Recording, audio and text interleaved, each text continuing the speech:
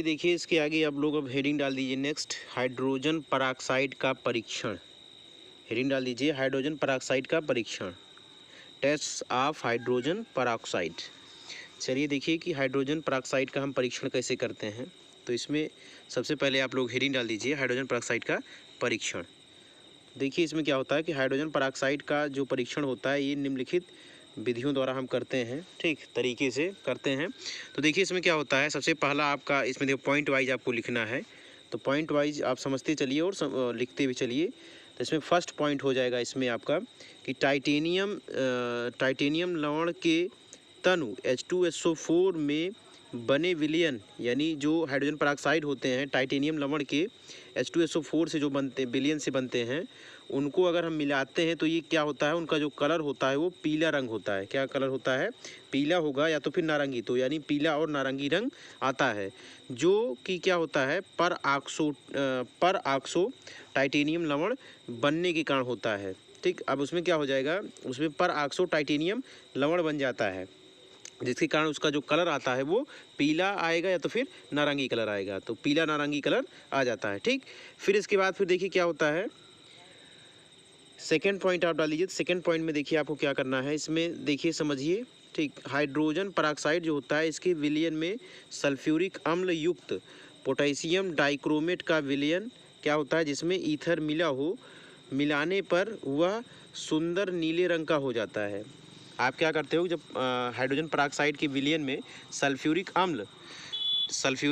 अम्ल युक्त जो पोटेशियम डाइक्रोमेट होता है, पोटेशियम डाइक्रोमेट को क्या करते हो, अगर इसमें इस विलयन में डालते हो जिसमें ईथर मिला होता है, तो वह मिलाने पर ये क्या हो जाता है कि सुंदर पीले रंग का ये दिखता है। और यह रंग किसके कारण होता है कि जो क्रोमियम पराक्साइड जो ईथर में विलय है उसके कारण ये बनता है। ठीक, अब यहाँ पे देखिए क्या होता है, देखो यहाँ पे H, जैसे ये रिएक्शन है H2CrO4, हाइड्रोजन यहाँ पे क्रोमेट है, तो इसका जब हम क्या करते हैं हाइड्रोजन पराक्साइड से रिएक्शन कराते हैं, तो देखो यहाँ पे क्या बन रहा है, यहाँ पे क्रोमियम ऑक्साइड बन रहा है, क्रोमियम ऑक्साइड बन रहा है और वाटर निकल रहा है। ठीक, तो क्रोमियम पराक्साइड और इसमें क्या बन रहा है, वाटर अलग हो रहा है। तो इससे यह पता चल जाता है कि ये इसका जो फिर कलर आएगा, कलर कौन सा होगा, सुंदर नीला रंग होता है। फिर इसके बाद आगे देखिए थर्ड पॉइंट है। थर्ड पॉइंट में हाइड्रोजन पराक्साइड फेरस सल्फेट की उपस्थिति में क्या होता है, जो पोटेशियम आयोडाइड विलयन से सोडियम मुक्त करता है। हाइड्रोजन पराक्साइड अगर उसमें फेरस सल्फेट की उपस्थिति में हम कराते हैं पोटेशियम आयोडाइड का विलयन, तो उसमें ये आयोडीन मुक्त करता है। इसी कारण यह क्या होता है, यह स्टार्च आयोडाइड कागज को क्या कर देता है, नीला कर देता है। स्टार्च आयोडाइड कागज को नीला कर देता है। इसके बाद फिर आप नेक्स्ट पॉइंट डाल दीजिए, चौथा पॉइंट है। चौथे पॉइंट में देखिए कि हाइड्रोजन पराक्साइड के जो विलयन होते हैं, इसके विलयन में एनिलीन, पोटेशियम क्लोरेट और तनु H2SO4 का अगर मिश्रण मिलाते हैं तो वह उसका कलर क्या हो जाता है, बैगनी हो जाता है। कलर कौन सा हो जाता है, बैगनी हो जाता है। फिर इसके बाद आप लोग नेक्स्ट हेडिंग डाल दीजिए हाइड्रोजन पराक्साइड का असमतलीय, ठीक, संरचना। तो इसका देखिए हाइड्रोजन पराक्साइड जो होता है इसका असमतलीय संरचना होता है। देखिए इसमें क्या होता है कि सबसे पहले कि हाइड्रोजन पराक्साइड एक असमतलीय अणु होता है। इसमें दो ऑक्सीजन परमाणु और एक दूसरे से एकल सहसंयोजी बंध द्वारा जुड़े होते हैं। ठीक, उसके बाद फिर प्रत्येक ऑक्सीजन परमाणु पर एक हाइड्रोजन परमाणु एकल बंध द्वारा जुड़ा होता है। जैसा कि आप जानते हो कि इसमें होता क्या है, ऐसे देखो O, फिर उसके बाद फिर O, तो एक H यहाँ पे जुड़ा होगा और दूसरा H यहाँ पर जुड़ा होगा। ठीक, इस प्रकार से ये हाइड्रोजन पराक्साइड का संरचना होता है, एक दूसरे से बंधे हुए होते हैं। तो फिर देखिए आगे क्या कह रहा है कि आगे देखिए इसमें क्या कह रहा है, प्रत्येक इसमें हाइड्रोजन परमाणु द्वारा ये सहसंयोजी बंध द्वारा देखिए OH आबंध के रूप में होते हैं। ये दो OH आबंध आबंधी, ठीक, तथा प्रति आबंधित कक्षकों के मध्य इनमें क्या होता है, प्रतिकर्षण के कारण ये भिन्न भिन्न तलों में हो सकते हैं। ठीक, इसका अर्थ ये हो जाएगा कि ये जो OH के कारण ये क्या होता है, ये गैसीय भी हो सकता है और आपका ठोस भी हो सकता है। तो ठोस और गैस दोनों माध्यमों में ये हो सकता है। तो गैसीय अवस्था में दो तलों के मध्य क्या होता है, ये द्वितलीय कोण लगभग 111.5 अंश का, ठीक है, इसमें बनता है, जो कि क्या होता है अक्रिस्टलीय ठोस अवस्था में। जब ठोस अवस्था होगा तब क्या होगा, हाइड्रोजन आवंत के कारण इसका जो घट कर क्या हो जाएगा, लगभग 90.2 हो जाता है।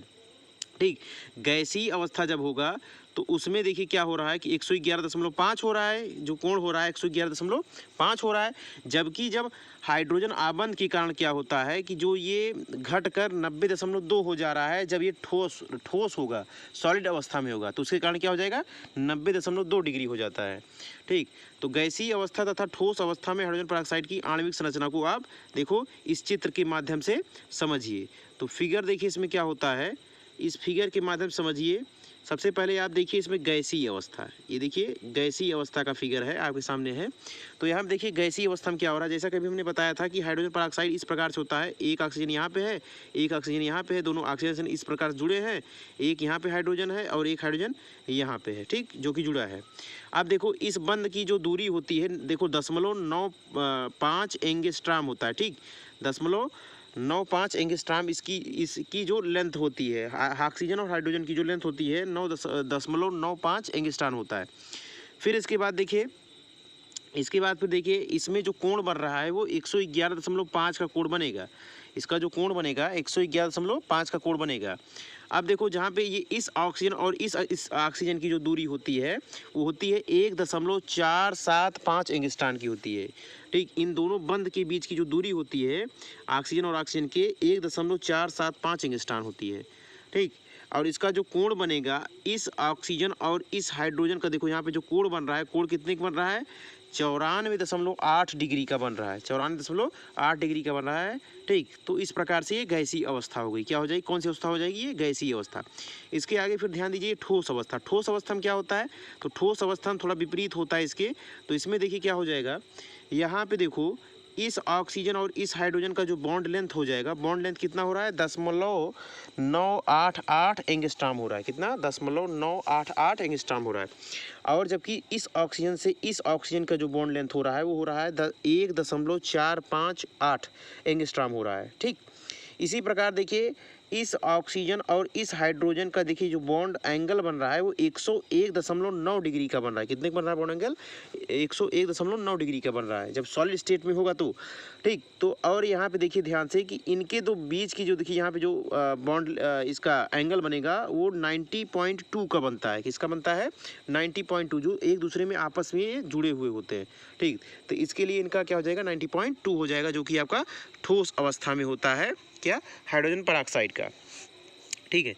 अब इसके बाद नेक्स्ट हेडिंग डाल दीजिए, यहाँ पे नेक्स्ट हेडिंग डाल दीजिए हाइड्रोजन पेरोक्साइड के उपयोग। तो नेक्स्ट हेडिंग डाल लीजिए हाइड्रोजन पेरोक्साइड के उपयोग। इसमें देखिए क्या होता है, हाइड्रोजन पेरोक्साइड के कुछ प्रमुख उपयोग हैं, ठीक, जो कि निम्नलिखित दिए गए हैं। तो इसमें देखिए पॉइंट वाइज देखते जाइए। फर्स्ट पॉइंट डाल दीजिए, बहुत इंपॉर्टेंट है कि हाइड्रोजन पेरोक्साइड मंद कीटाणुनाशक के रूप में भी घाव, दांत तथा कान धोने के काम आता है। हाइड्रोजन पेरोक्साइड जो होता है ये मंद कीटाणुनाशक होता है, जो कि घाव, ठीक है, और दांत तथा कान धोने के काम में आता है। इसके बाद देखिए क्या होता है, सेकेंड पॉइंट डाल दीजिए, यह क्लोरीन नाशक होता है और क्लोरीन द्वारा ये विरंजित वस्त्रों से क्लोरीन के आधिक्य को हटाने के लिए भी उपयोग किया जाता है। ये क्या होता है, क्लोरीन नाशक होता है, क्लोरीन को वहाँ से रिमूव करने के लिए भी इसका हम यूज करते हैं। तो इसलिए क्या होता है कि जो क्लोरीन का विरंजक वस्त्रों से, जो विरंजक वस्त्र होते हैं, ठीक, उनमें से क्लोरीन की मात्रा को हटाने के लिए, जो अधिक क्लोरीन की अगर मात्रा उसमें पड़ती है तो उसको हटाने के लिए हम क्या करते हैं, इसका यूज करते हैं। फिर उसके बाद थर्ड पॉइंट देखिए ध्यान से कि हाइड्रोजन पेरोक्साइड रेशम, ऊन, पंख, बाल तथा हाथी दांत आदि कोमल वस्तुओं के विरंजक में प्रयुक्त होता है। तो हाइड्रोजन पेरोक्साइड के बहुत से उपयोग हैं। तो इसमें देखिए क्या है, एक उपयोग ये भी है कि हाइड्रोजन पेरोक्साइड का यूज कहाँ कहाँ किया जाता है, रेशम बनाने के लिए, ऊन में, पंख में, बाल में, हाथी दांत, इनमें बनाने के लिए इसको जो कोमल वस्तु होती है इनके विरंजक में प्रयुक्त होता है हाइड्रोजन पेरोक्साइड। फिर क्या होता है कि इन वस्तुओं का विरंजक क्लोरीन द्वारा नहीं किया जाता है, तो जिनमें क्लोरीन विरंजक का यूज नहीं किया जाता है उसमें हाइड्रोजन पेरोक्साइड का यूज किया जाता है, उपयोग किया जाता है। फिर इसके बाद आगे देखिए फोर्थ पॉइंट है कि हाइड्रोजन पेरोक्साइड का उपयोग हम रॉकेट, जेट, पनडुब्बियों, ठीक, और टारपीडो के नोदन में भी करते हैं। जो हाइड्रोजन पेरोक्साइड होता है इसका उपयोग रॉकेट, जेट और पनडुब्बियों और टारपीडो के नोदन के रूप में इसका हम यूज करते हैं। फिर क्या होता है कि यह स्वयं ईंधन के रूप में या किसी अन्य ईंधन के ऑक्सीकारक रूप में भी प्रयोग किया जाता है। ठीक, यह क्या होता है कि ईंधन के रूप में भी, और कभी कभी क्या होता है कि ऑक्सीकारक के रूप में भी ईंधन में यूज किया जाता है, क्योंकि इसमें क्या होता है कि ऑक्सीजन प्राप्त होती है। इससे क्या होगा, ये इनमें क्या होता है, ऑक्सीजन भी प्राप्त होती है, क्योंकि आप जानते हो कि इसमें ऑक्सीजन की मात्रा अधिक होती है, 2 ऑक्सीजन ऑलरेडी इसमें होते हैं। ठीक, फिर अगला पॉइंट है इसमें, देखिए ध्यान से कि हाइड्रोजन पेरोक्साइड का उपयोग प्रोपेलेंट के रूप में भी किया जाता है, क्योंकि यह विघटन अत्यधिक ऊष्मक्षेपी द्वारा होता है। ठीक है, अत्यधिक ऊष्मक्षेपी द्वारा इनका क्या होता है, विघटन होता है। फिर देखिए इसमें क्या हो रहा है कि देखो हाइड्रोजन पेरोक्साइड है, तो हाइड्रोजन पेरोक्साइड के इसमें देखिए क्या हो रहा है, H2O2 है, इसको देखो, इसका अपघटन जो हो रहा है, अब विघटन तो किसके रूप में हो रहा है, देखो H2O और ऑक्सीजन के रूप में हो रहा है। तो H2O यहाँ पे देखो क्या हो जाएगा, यहाँ पे क्योंकि 2 टाइम्स है तो 2 यहाँ पे लगा दीजिए, यहाँ पर 2H2O और 2 भी ऑक्सीजन भी हो जाएगा। ठीक, तो यहाँ पे देखो 68 ग्राम से ये देखिए यहाँ पे हो रहा है, तो H2O का जो होगा तो H2O यहाँ पे 36 ग्राम ये मिलेगा, ऑक्सीजन भी 32 ग्राम मिल जाता है, और इसे ऊर्जा भी निकलती है। कितना ऊर्जा भी निकलती है, तो देखो यहाँ पे ऊर्जा कितना निकल रहा है, यहाँ पे ध्यान दीजिए, तो यहाँ पे ऊर्जा लगभग देखो निगेटिव है ना, ठीक, तो -196 किलो जूल यहाँ से ऊर्जा भी निकलती है। फिर इसके आगे देखिए ध्यान से, तो इसमें क्या होता है, यदि इस ताप में जल को वाष्पित किया जाए, ठीक, अगर इस ताप में इसको जल को हम क्या करते हैं, वाष्पित करते हैं, तो जलवाष्प और ऑक्सीजन को मिश्रित करके फैलाएं तो प्राप्त गैसों का आयतन द्रव हाइड्रोजन पेरोक्साइड के सापेक्ष 5000 गुना अधिक होता है। इसका अर्थ ये हुआ कि जो जल अगर मतलब इसको वाष्पित किया जाता है, ठीक, तो जलवाष्प में ऑक्सीजन को मिश्रित करके अगर हम फैलाते हैं तो जो गैसें हमको प्राप्त होती हैं उनका जो आयतन होता है वो हाइड्रोजन पेरोक्साइड के सापेक्ष 5 गुना अधिक होता है, 5000 गुना अधिक होता है। कितना, 5000 गुना अधिक होता है। ठीक, तो अगर वीडियो में कोई प्रॉब्लम हो तो आप लोग कमेंट बॉक्स में लिख कर भेजिए जो भी आपको प्रॉब्लम हो, और वीडियो को हमारे लाइक कीजिए, चैनल को सब्सक्राइब कीजिए। अगर चैनल सब्सक्राइब किए रहेंगे तो नोटिफिकेशन आप तक पहुंच जाएगा। धन्यवाद।